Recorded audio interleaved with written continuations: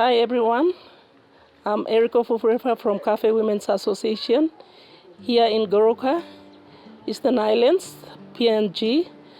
I'm the director of the community-based organization, Kafe Women's Association. During the COVID awareness, Kafe Women go out in the rural communities to deliver message through local people out in the remote areas, targeting communities, and through that awareness I find out that women, young girls and women find it very difficult to access services.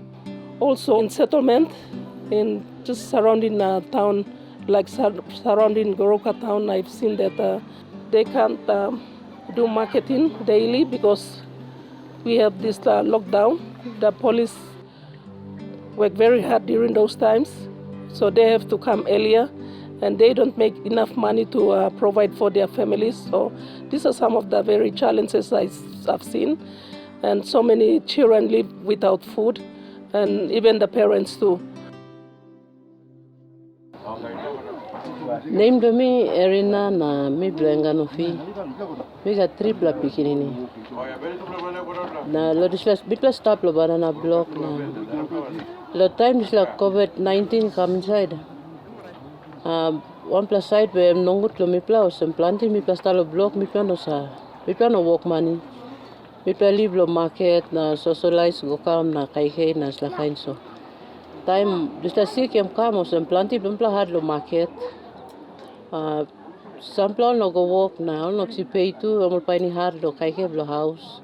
The people out in the village, I think they have some food in the garden to look after themselves. But for the people out in the settlements and also the people who were repatriated from different places because of trouble fight and because of social accusation, these are the people who came and buy land and they reside around different locations.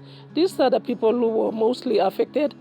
And during the time when we go out to do the awareness into the local communities and into the communities, we were seeing children crying for food during the awareness and asking their parents for food. And these are some of the things that I've seen during the awareness. People from the community said, you people are coming to the community to talk about the health measures and how we will prevent this COVID awareness. But you have to come and give us water supply into the community so that we can have access to water to manage our health system. Otherwise, you people go away and don't come and talk about how we will prevent this COVID awareness into the community. So these are some of the challenges that we got from the people out in the rural communities.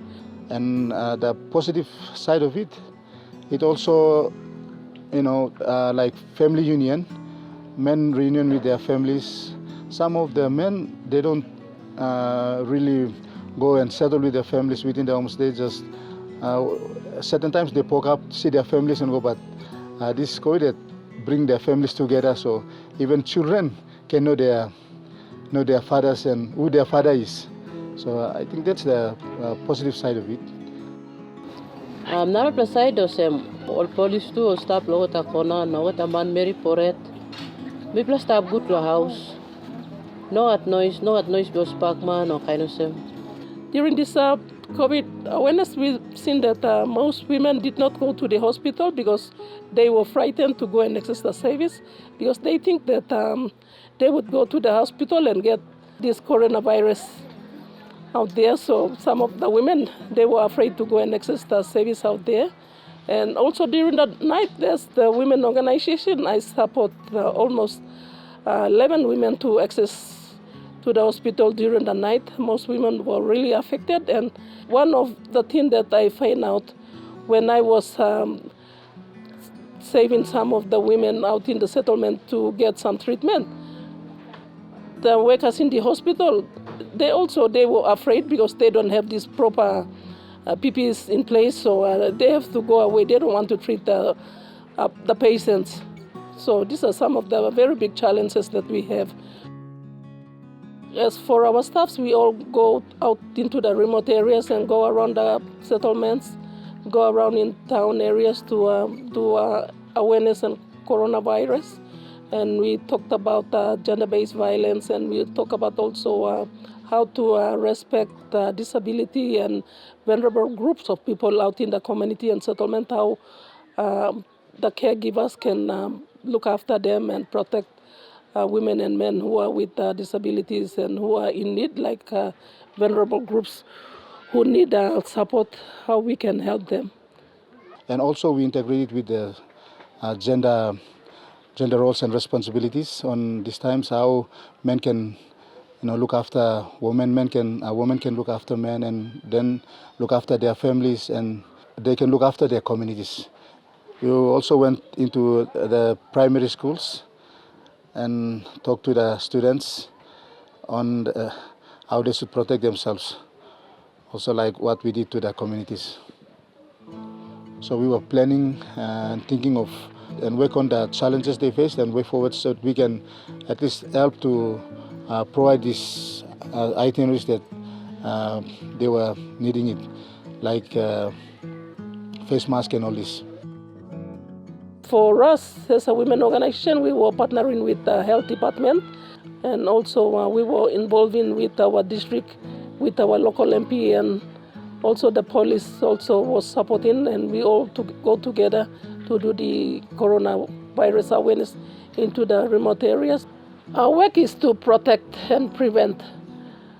So that's how we went out there to give information, so people out in the community can change some of their behavior and how they can look after their families.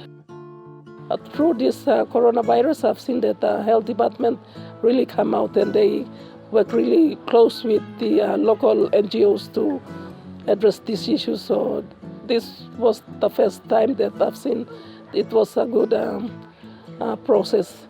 So we have to adopt this mechanism and make it workable.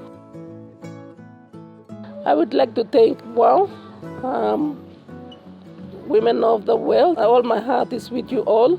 We hope sometimes we might meet together to present on how women are working in our communities and in our country. So greetings from PNG to you all. Thank you so much.